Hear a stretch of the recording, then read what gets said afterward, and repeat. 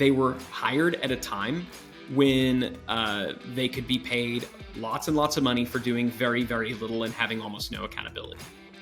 And at the end of the day, when these companies were looking around at who do we cut, these were the folks that they decided to cut.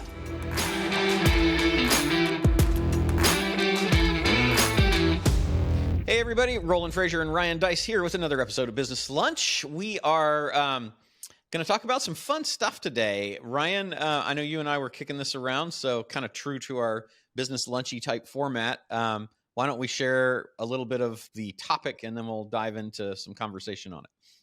Yeah, I mean, so I want to hear your take on just all these layoffs that are happening at these really big tech companies. I forget the exact number, but I think Google just announced that they're going to be laying off like 14,000 people or something like that. I know Microsoft did a big layoff. Amazon, it seems like the only one that hasn't done layoffs is Apple. But you know, Facebook announced layoffs. It seems like it's finally come. So I think it'd just be worth chatting about, you know, what does this say about the economy? What does this say about running, you know, the need to run lean? And just, you know, so what are some lessons we can maybe learn, those of us who are, you know, operators and CEOs from these big companies? And then what opportunities, if any, does it present for smaller companies? I mean, there's obviously going to be a lot of talent out there. So all the above, and I just, you know, kind of, again, open it up to you. Like, what's your initial take? Any feelings on that? Yeah, I think it's really interesting. So I think I also saw that Goldman Sachs was laying off thousands of people. I saw that Salesforce was as well. So and I was trying to think of a couple of non-tech, but across the board, I think what's happening is that you're seeing all of these companies that kind of bulked up and panicked a little bit when there was a labor shortage because a lot of people got let go. It's interesting to see how reactive most businesses are, right? Because it's pandemic, early 2020. Oh my gosh, we got to let everybody go. So across the universe of companies, from hospitality and everything that you could think of, they let a lot of people go. Then it's like, oh crap, the world didn't end. We still need people to do things. So then they're all scrambling to hire back, and they're overpaying and paying premiums, kind of like in the housing market where it's like people were offering 40% over listing price without even an inspection requirement, having never seen the house. That's kind of how I think they were hiring. And so now we're facing a potential correction or even recession, depending on who you follow. Definitely things are slowing down a bit from 21 and 22, because that was a kind of a weird time when a lot of demand was created from stimulus payments and other things that were very artificial. So now we're getting back to like the for reals economy. And it's interesting to see, because I think they're saying now, you know, oh gosh, we've got to lean up because interest rates have gone so much. So now we can't borrow money to operate and fund new initiatives and expansions and acquisitions at the rate that we were before.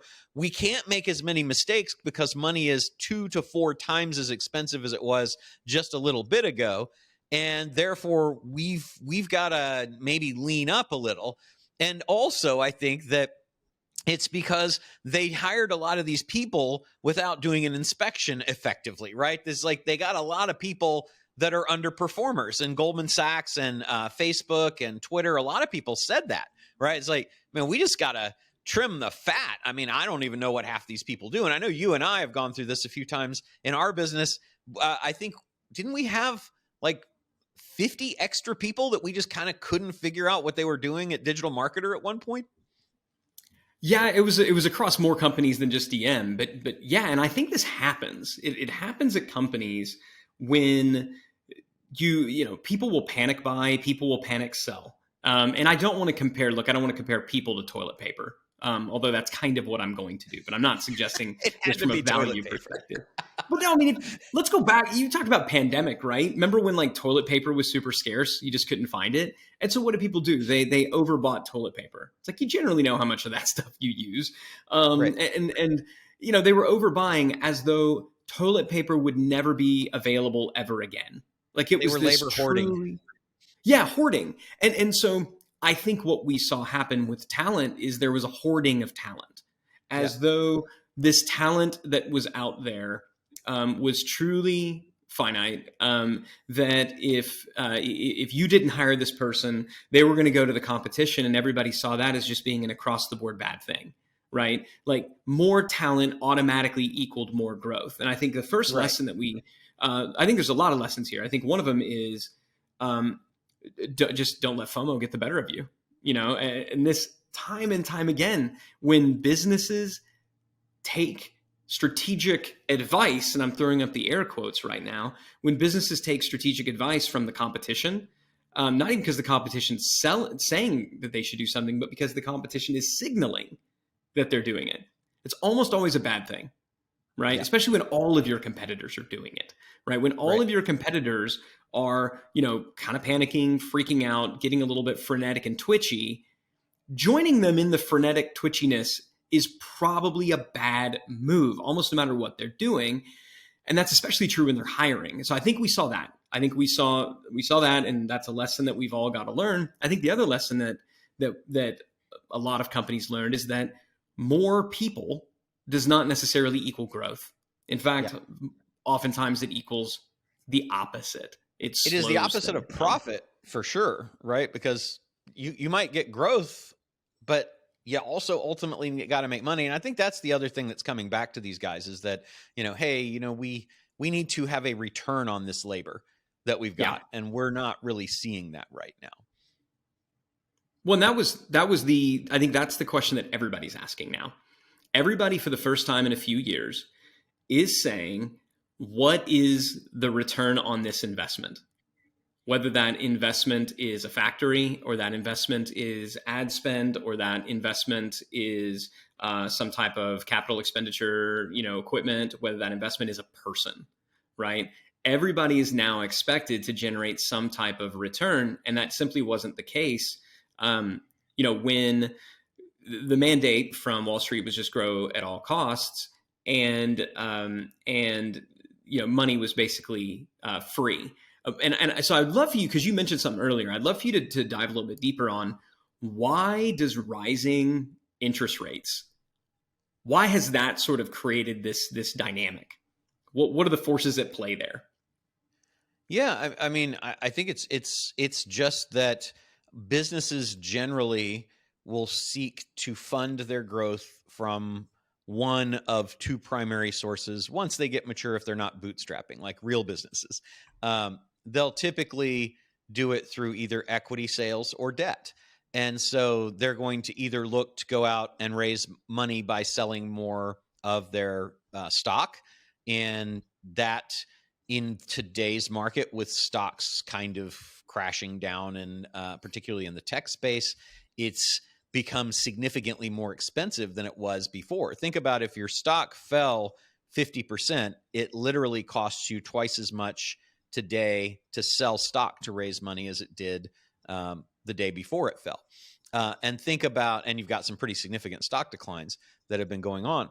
Now, if you think about the same thing with interest rates, if the interest rates were effectively, you could borrow at 2.5% before, and now you're borrowing at 7.5, it's costing you 3 times as much now to borrow money to fund your growth that it did just a year or so ago.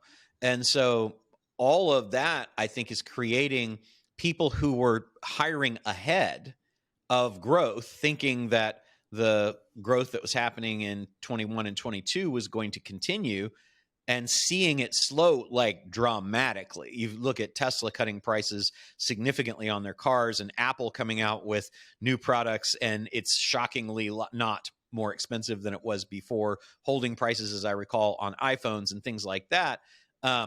It's pretty clear that additional money from growth is not in the immediate future. And yet the cost of funding the people in particular that they hired in advance in anticipation of future growth now is very, very palpable, and significantly more than it was before. And by the way, people aren't like capital assets. Capital assets, like we need a new factory. We're going to make our own chips. Great. How much does that cost? It costs $1 billion. Fantastic. Let's sell stock and borrow some money. Now that's all that costs. We've got to operate it, right?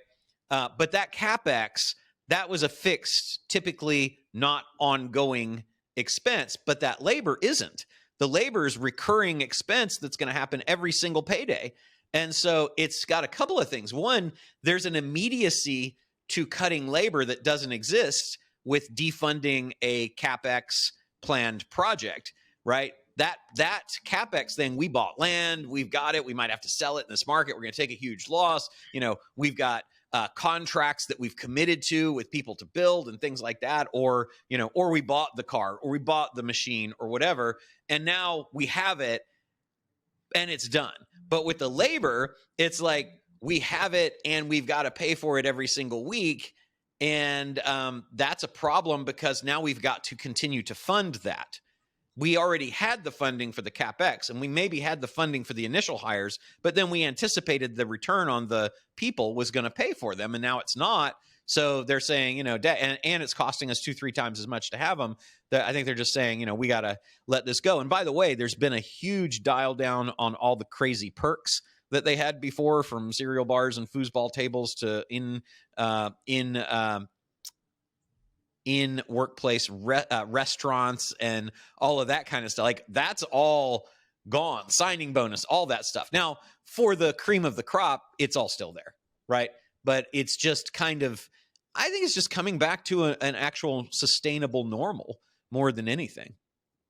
Yeah, I think it's like a lot of stuff. It's interesting to plot. We've talked about this in past episodes about stock market and growth numbers. And if you were to just sort of draw a line from where it was pre-pandemic and where it is now, most things are still up.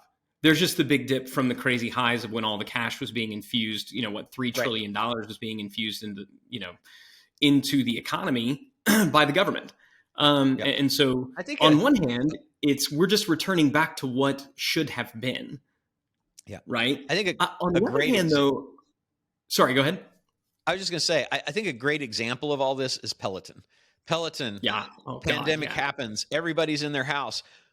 People want to buy our stuff, okay, great. Let's build a ton of these things. Fantastic. We're selling them like hotcakes. Value goes through the roof. Nobody's thinking, it's a very short-term world, right? Value goes through the roof. Let's build $1 billion factory. Let's hire all these people. And then boom, wait a minute. People can go out and ride real bikes again and not die. They're not buying our stuff. Holy crap. We got to sell all that, right? I want you to finish what you're saying, but like that to me is the perfect, just from the stock market, from the employee, from the employer, from CapEx to labor, that company in particular just personifies what you and I are talking about right now. Yeah. And so I think that's an aspect of it, right? With these layoffs, I think, because people are going to say, oh, it's the economy, it's the slowdown. We're dealing with a little bit of chicken and egg thing, right? I mean, is it the slowdown and that's what's causing it? Or is this happening and that's what's creating a slowdown? I'll let the economists argue over that. I don't necessarily care. I don't think that the causational force matters as much, especially to our listeners and entrepreneurs and, investors. Here's the other piece though, because I do think some aspect of it is like coming back down to earth. And in this, I'm defining earth as pre-pandemic. But I would argue that earth is actually even lower than pre-pandemic. And I think a good case for this is what Elon Musk has done at Twitter. So check this out. I was just looking at this. I think this was an article from thestreet.com. And this is from back in January. I'll check the date. Yeah, so back in January, they reported that Twitter was down about 5,200 full-time employees. So they had lost effectively 5,200 full-time employees, down from 7,500 all the way down to like 2,300. So down to effectively what, 25-30% of what they were before. And some suggest that it's even lower, and that happened over the course of 2 months, right? Now, here's what's interesting. Twitter as a company, are they less effective, at providing their service to their end user? I don't think so. Some could say they're making less money and they've lost some advertisers, and there were lots of kind of political, cultural reasons that might have happened. But their usership isn't down. I believe, in fact, it's up. So they're supporting more daily active users. They're actually releasing features and products at a faster rate, and assuming those advertisers come back, they're going to be generate every bit as much revenue with a third of the people. Yeah. And I think there's a lot of businesses, CEOs that are looking at this, both public and private companies, and saying, gosh, I bet we could do the same. Do we really need all this headcount? Whether you're a technology company or not, you're surely tech-enabled. Think about this, Ryan. So let's say that that's 5,000 people that got let go, and they don't make a little bit of money there. They make, let's say it's 100,000 on average, because some of them were making 300, 400, 500,000 plus equity and all. That's, I don't know if you can see that or not. It doesn't look like it'll focus, but $500 million a year. Yeah. I mean, holy crap, right?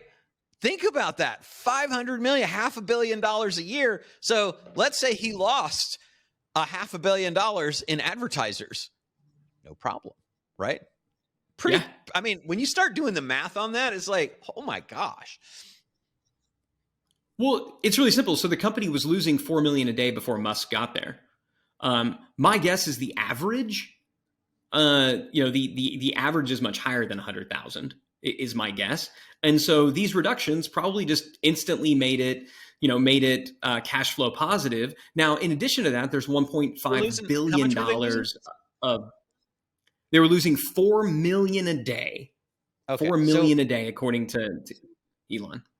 So if we divided the 500 million, and as you said, I bet it's a lot higher, but if we divided that over 365 days, that'd be $1.4 million a day that they got back. So not a bad move, even though everybody's like, he's so stupid and everybody's running because it's like, man, he's just managing a business the way it's supposed to be managed. Yeah. And I think what they looked at, and so I guess I think my theory, I think what we're seeing here is a lot of CEOs and a lot of boards are looking at Elon Musk, and they're looking at the example of Twitter, and they're going, I bet we could do everything we're doing now with 30 to 50% of the overhead we have. Yeah. And they're using the economy as a reason, and the slowdown as a reason to just go ahead and make the cuts, realizing that they made the same mistake that everyone made. Now, will this kind of cause there to be a greater recession? I actually don't think so, because we're not seeing these cuts in hospitality. We're not seeing these cuts in manufacturing. Really, we're not seeing these cuts in the other areas of the economy. We're only seeing the cuts at the over-bloated, overvalued tech companies. So I guess I look at this and I see it as, this is a really great lesson for entrepreneurs to remember. Don't take advice from your employees. Don't hoard or the media ever. If you find yourself grasping, you're probably doing it wrong, right? And in addition, ask every investment to be accountable, even when money is cheap, because sometimes it's not cheap. Sometimes the price goes back up. Only always. So I think the thing that everybody who's listening or watching could think about here is like, how does this apply to me? Is exactly what Ryan was saying. Is, could we ask yourself the question, what would happen if we cut our workforce by 50%? And could we be more effective? Could we continue to have the growth initiatives or the product development or the R&D initiatives that we want to have or need to have to grow, but not maybe the ones that are moonshots? That was one of the big things I noticed with Google, is they really cut back on their moonshot department, and now they're really focusing company-wide on AI, because they are getting they're getting their lunch handed to them by OpenAI and these other companies. And there's no reason that Google shouldn't have had 1 million users on their AI platform in 5 days, but they didn't, right? They could have, they had the cash, but they didn't. So, and now Microsoft, who basically has come into OpenAI as the white knight of, let us fund you forever, And by the way, we're going to provide you our servers, our Azure servers. And by the way, we're going to integrate you into our also ran search engine and maybe make it more relevant and useful than Google's in no time. You talk about disruptive, right? But that wasn't something that just came out of the blue. Google's got its own AI platform. They just didn't get off the stick and do it. They're building driverless cars and other crazy, things. Not that that's crazy, but I mean, think about that, right? So I think that that's the interesting thing that we should all be asking ourselves. And labor creep is something I've seen for years. I watched it with my father owned a law firm, and they'd have like 3 attorneys, and then they'd have 6 attorneys and 7 paralegals and 14 legal secretaries and a, librarian. And he'd go in and he'd be like, man, we don't need all this stuff. And then they'd get rid of all of them. And the only thing that happened was more clients came in.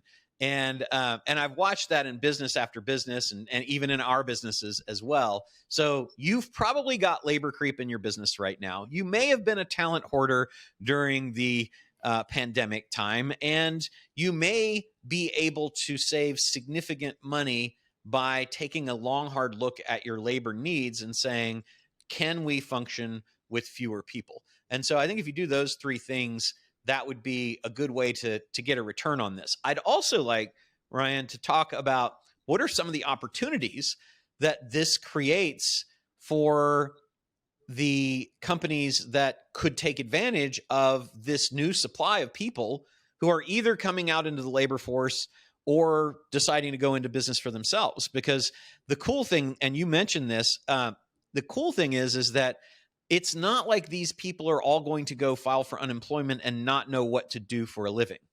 What's going to happen is that you've got a whole lot of smart people that are going to start a lot of new businesses. You've got a whole lot of smart people that are going to say, hey, what if I did something for myself? Or they might switch into other jobs, but it's not going to be a flooding of unemployment just because all these people are suddenly out there. They're very marketable, skilled people, right? So what do you think, Ryan, some of the opportunities for people who are in our audience might be to use these events to actually become an exciting profit opportunity? Well, so I think if you serve small businesses and you serve entrepreneurs, this is going to be another surge of people into that group. It's been a trend almost across the board, especially in software, but in a lot of services as well, to go up market, right? You might start in SMB, you might move to mid market, but eventually everybody wanted to sell to enterprises. Why? Because most of the sales that happen to enterprises are done on a seat license basis. And what was happening at all the enterprises? Well, they were hiring. And so what that meant is if you sold into enterprise, whatever you build them this year, it was going to be more next year because they were all hiring. Well, that looks a lot less sexy now, right? And so what I think that we're going to see is renewed opportunities for those who are serving the small businesses and for those who are serving entrepreneurs. Because I agree with you. I think a large chunk of these folks who got laid off are going to start their own businesses. They're going to partner up. They're going to find jobs with small businesses. That being said, as an employer, as somebody who hires people, I personally would be very, very, very slow to hire somebody from one of these companies who recently got laid off into a smaller entrepreneurial company. And this might sound cruel, and I'm going to apologize in advance. I mean, I guess I already kind of sort of compared people to toilet paper, but this isn't going to help. But I'll apologize, I guess, to anybody listening who got laid off. I'm sure that if you're listening to this, I'm sure what I'm about to say doesn't apply to you. But here's the sad reality about a lot of the people who got laid off from these companies. They were hired at a time when they could be paid lots and lots of money for doing very, very little and having almost no accountability. And at the end of the day, when these companies were looking around at who do we cut, these were the folks that they decided to cut. And that either means that they were on projects that the company didn't want to invest anymore because these big companies know these projects are not the future. That's a little bit scary because it's like, do I want to hire somebody who is, on a VR, AR, virtual reality type project. I know that was a big chunk of who Microsoft cut. Well, no, we don't do that, and yet that's what they had invested their time in. So they're either skilled in an area that these big companies are saying, we're not going to invest in that anymore. So that's a little scary. Or they're just kind of surplus middle management type folks who likely are still going to believe that they're worth their previous paycheck. And it's sort of like somebody who's trying to sell their house back in, the run up in 2021, and they still believe their house is worth what it was in 2021. Well, it just isn't. And it never was. And so I don't think I want to be the next place that these folks land. And I know that sounds harsh, but I think some of them, I hope they all find work. I hope they do great stuff. I just don't think I'd want to take a flyer on one of them just because they came from a big company. So that's me. A couple of things there too. You and I know because we have over the years hired people who were in top or key positions at other companies that got let go. And I can't think of a single one of those people that worked out in any kind of good way. Also, I know that several people have hired people that have left our companies, and most of those didn't work out in a very good way. And not that the people are bad or anything. It's just that they probably were underperformers. And so if you're looking for top performers, I don't think you're going to ever get that from somebody else's cuts, involuntary cuts, right? I think that's just not going to happen. So there's always exceptions. That sounds harsh, but right now, especially right now when I would be very, very slow to hire, period, across the board, right? We're talking about do more with less. I think a metric that everybody should look at very closely and know by heart is, what is your revenue per employee and your profit per employee?